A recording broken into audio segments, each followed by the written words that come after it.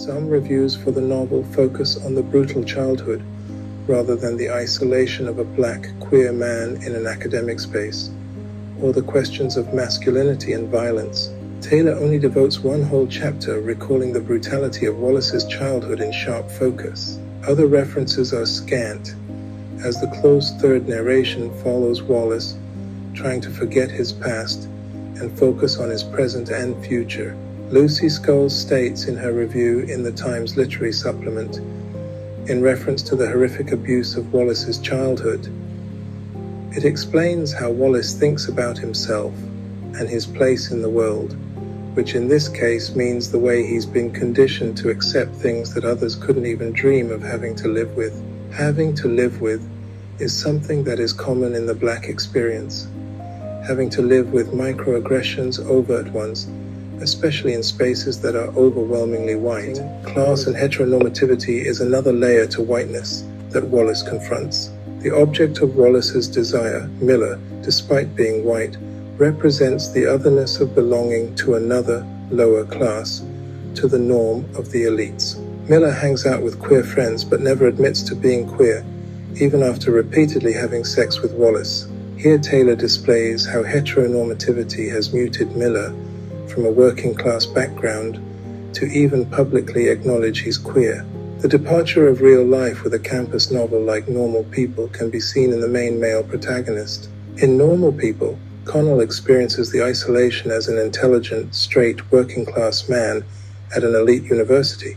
Unlike Wallace, Connell has experienced a poor but largely happy childhood, popular at his school, good at sports, who becomes lost in the intellectually deeper waters of university. Taylor cannot afford, in the constraints of the novel, to show the brutal but unseen life of blacks in the South.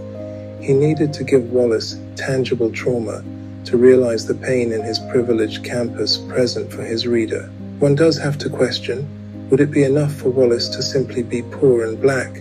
Would a white gaze merely dismiss Wallace, like the character Ramon, as someone who has been lavished with stipends and an opportunity to join the doctorate elite, elevated far from his humble background? When Ramon says, with a doctorate you have better prospects, a better job, better outlook. Without it, the stats are what they are.